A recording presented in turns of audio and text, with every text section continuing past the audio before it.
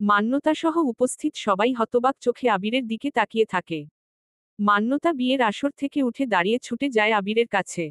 অতঃপর বলে, আবির ভাই, তুমি কোথা থেকে এলে? তুমি তো আমায় ছেড়ে পালিয়ে গিয়েছিলে। তোমায় ভরসা করে আমি বিয়ের আসর থেকে পালিয়ে গেছিলাম আর তুমি তার বিনিময়ে আমায় ধোঁকা দিলে। আবির বলে, আমি তোকে ধোঁকা দেইনি মান্যতা। আমি সেই দিন কাজী ডেকে তোকে ফিরিয়ে আনতে চেয়েছিলাম কিন্তু মাঝ রাস্তায়। আবির আর কিছু বলার আগেই আমিনা চৌধুরী বলে ওঠেন, সিকিউরিটি, কোথায় তোমরা? এভাবে হুট করে যে কেউ বাড়িতে ঢুকে পড়ছে, এসবের জন্য কি তোমাদের বেতন দেয়া হয়? দ্রুত এসে একে বের করে দাও। আর মান্যতা তুমি এসে বিয়ের আসরে বসো। এই প্রতারকের কথা শোনার কোন দরকার নেই। মান্যতা আমিনা চৌধুরীর দিকে তাকিয়ে বলে, দাদি, প্লিজ, একটু অপেক্ষা করুন। আবির ভাইয়ের থেকে আমায় শুনতে দিন সবটা। ওর কথা কি শুনবে তুমি? ও যা বলবে সব মিথ্যা। যেই ছেলে তোমায় মিথ্যা প্রতিশ্রুতি দিয়ে পালিয়ে গেছিল তার কথা বিশ্বাস করবে তুমি?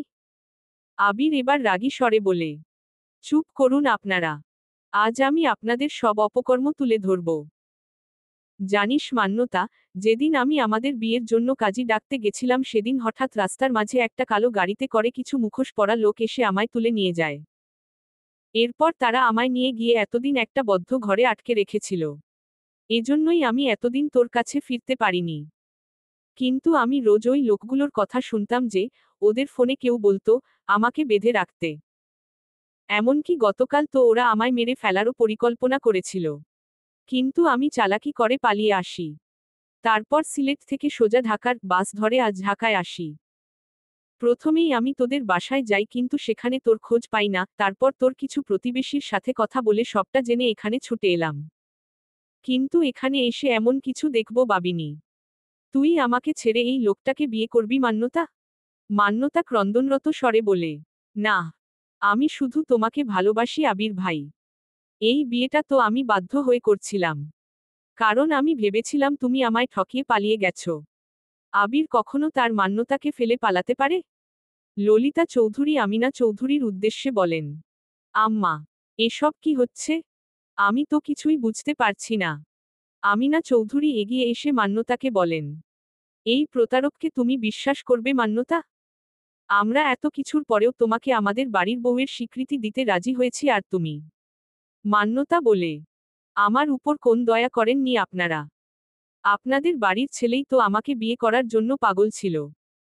এজন্য তো আমার বোনটাকে ত্যাগ করতেও দুবার ভাবেনি। এখন আমি বুঝতে পারছি, এসব কিছু আপনাদেরই প্ল্যান। মিস্টার জাবির, আপনি নিশ্চয়ই আবির ভাইকে আটকে রেখেছিলেন তাই না? যাতে করে আমায় নিজের করে পেতে পারেন। জাবির বলে ওঠে, এসব তুমি কি বলছো মান্যতা? আমি কেন এমন কিছু করতে যাব? যে আমাকে পাবার জন্য দৃঢ়তার মতো এত ভালো একটা মেয়েকে ছেড়ে দিতে পারে তার জন্য, আর এটা এমন কি? কিন্তু আপনি কান খুলে শুনে রাখুন মিস্টার জাবির, আমি আপনাকে বিয়ে করব না। আপনার ইচ্ছা কখনোই পূরণ হবে না। আপনি আমায় পাবেন না। মান্যতার বাবা আলমগীর খান এগিয়ে এসে মান্যতার হাত ধরে বলেন, এসব কি বলছিস তুই পাগলের মতো? একবার যেই বোকামি করেছিস সেটা আর দ্বিতীয়বার করিস না। জাবিরের মতো ভালো ছেলে আর পাবি না। এই আবিরকে বিশ্বাস করিস না তুই। ব্যাস, আব্বু, তোমার থেকে আমি আর কিছু শুনতে চাই না। তুমি বাবা হিসেবে নয় একজন ব্যবসায়ী হিসেবে আমার আর জাবির চৌধুরীর বিয়ে দেওয়ার জন্য উঠে পড়ে লেগেছ, সেটা কি আমি বুঝি না? আমিও বোকা ছিলাম যে এই জঘন্য লোকটার জীবনে ফেরার জন্য নিজের বোন দৃঢ়তাকে কত কষ্ট দিলাম। তুমিও নিজের ভাতিজির সংসার ভাঙার আগে দুবার ভাবনি। যদিও একদিক দিয়ে ভালোই হয়েছে। দৃঢ়তা এই জাবির চৌধুরীর মতো জঘন্য লোককে ডিজার্ভ করে না। আমি আশা করব, ও যেখানেই গেছে ভালো কাউকে পাক, তাকে নিয়ে সুখী হোক। মনোয়ারা বেগম এগিয়ে এসে বলেন, কি বলছিস তুই? কোথায় গেছে দৃঢ়তা? জানি না কিন্তু যেখানেই গেছে সেখানে সুখী হোক। এখন আমি এসব নিয়ে আর কিছু বলতে চাই না। আমি এখন আবির ভাইকে বিয়ে করে নিতে চাই।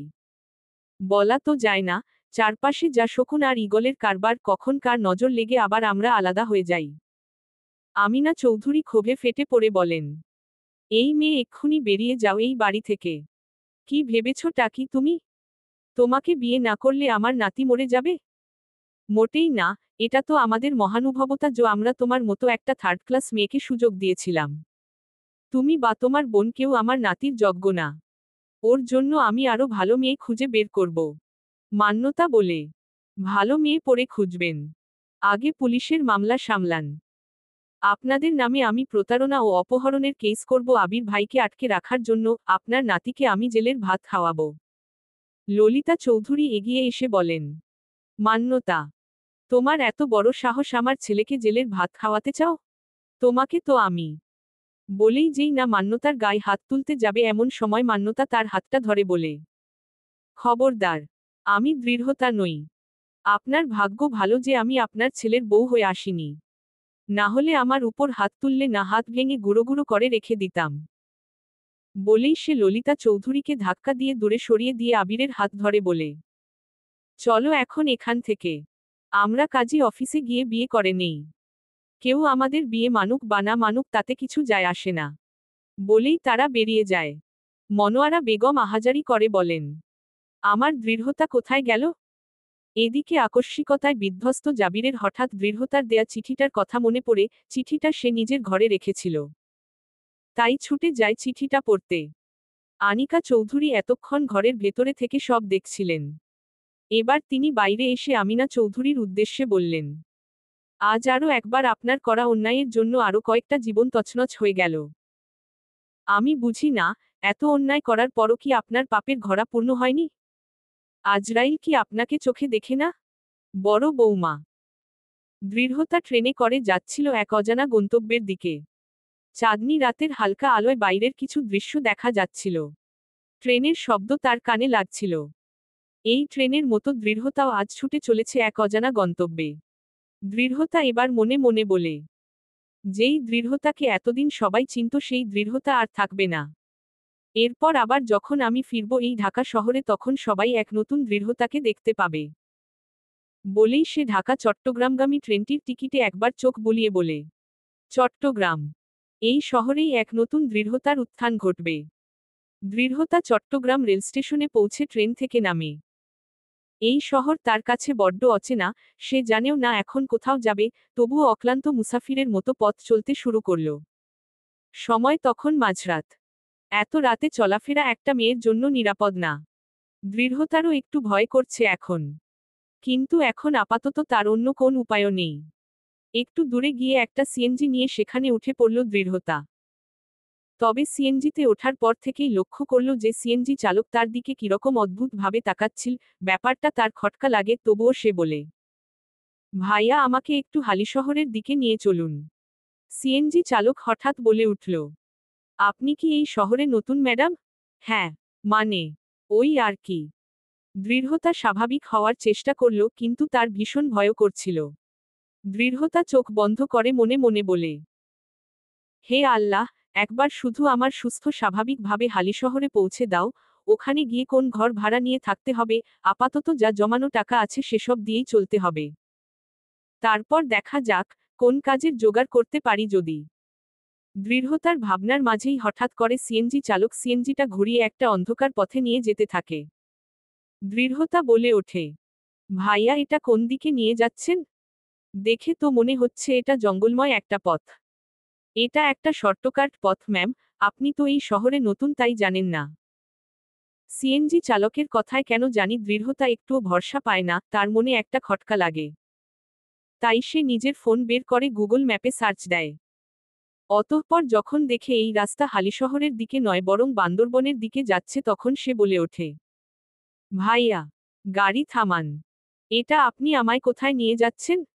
এটা তো হালিশহরের পথ না। কিন্তু সিএনজি চালক তার কথা শোনে না। আরও জোরে সিএনজি চালাতে শুরু করে।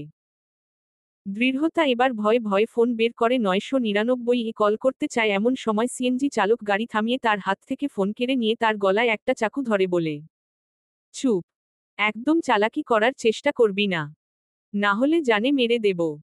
দৃঢ়তা ভয়ে গুটিয়ে যায়। চোখ বন্ধ করে বলে, হায় আল্লাহ, তুমি আমায় কোন বিপদে ফেললে? তাহলে কি আজই এই পৃথিবীতে আমার শেষ দিন? জাবির নিজের রুমে এসে দরজা বন্ধ করে দৃঢ়তার লেখা চিঠিটা হাতে নিয়ে বসে আছে। বারবার করে সে চিঠিতে লেখা হৃদয়বিদারক কথাগুলো পড়ছে। মিস্টার জাবির, আপনাকে দেয়া এটাই হয়তো আমার প্রথম এবং শেষ চিঠি। প্রথমেই আপনার নতুন জীবনের জন্য শুভেচ্ছা জানাই। আশা করি, যাকে ভালোবেসে আপনি নিজের জীবনসঙ্গী হিসেবে বেছে নিয়েছেন তার সাথে অনেক সুখী হবেন। মান্যতা আপু আর আপনি হয়তো একে অপরের জন্য তৈরি। আমিই হয়তো তৃতীয় ব্যক্তি হয়ে আপনাদের মাঝে চলে এসেছিলাম। তবে যাই হোক, এত কিছুর পরে যে আপনারা এক হতে চলেছেন এটাই অনেক। আপনাদের মাঝে আর আমি দেয়াল হয়ে দাঁড়াতে চাই না। তাই আপনাদের দৃশ্যসীমার বাইরে অনেক দূরে চলে যাচ্ছি। তবে কোন চিন্তা করবেন না, 6 মাস পর আমি ঠিকই ফিরে আসব। ফিরে এসে আপনাকে এই মিথ্যা সম্পর্ক থেকে মুক্তি দেব। ততদিন পর্যন্ত নিজের খেয়াল রাখবেন এবং মান্যতা আপুরও। আবারও আপনাদের জন্য শুভকামনা জানিয়ে চিঠিটা এখানেই শেষ করছি। চিঠিটা পড়ে জাবির ভীষণ অস্থির বোধ করছিল। আচমকা সে উঠে দাঁড়ায়। তার চোখ দিয়ে অনবরত জল পড়ছিল। জাবির দেয়ালে আঘাত করতে করতে নিজের হাতের রক্ত বের করে ফেলে। তবুও এ যন্ত্রণা যেন তার হৃদয়ের অসীম যন্ত্রণার কাছে কিছুই না। জাবির বলে, আমি ভুল ছিলাম দৃঢ়তা। তাই তোমার মতো একটা ভালো মেয়েকে আমি এত কষ্ট দিয়েছি। হিরে ফেলে কাচের পেছনে ছুটেছি। তবে এবার আর না। এবার আমি নিজের সব ভুল শুধরে নেব। তোমাকে আবার আমি নিজের করে নেব। বলেই জাবির ঘর থেকে বের হয়। অতঃপর ড্রয়িং রুমে যেতেই ললিতা চৌধুরী তার পথ আটকে বলেন, এত রাতে তুমি কোথায় যাচ্ছ জাবির? আমাকে আজ আটকিও না, আম্মু। আমি যা ভুল করেছি এবার তা সংশোধন করতে হবে। মানে কি বলছো তুমি? আমি দৃঢ়তাকে ফিরিয়ে আনতে যাচ্ছি। এমন সময় আমিনা চৌধুরী সেখানে উপস্থিত হয়ে বলেন, ওই মেয়ে আর এই বাড়িতে ফিরবে না। আমি সেটা বরদাস্ত করব না। দাদি, এত কিছু ঘটে যাবার পরেও তুমি এই কথা বলবে? হ্যাঁ, বলবো। আমি তোমার জন্য মেয়ে দেখা শুরু করছি।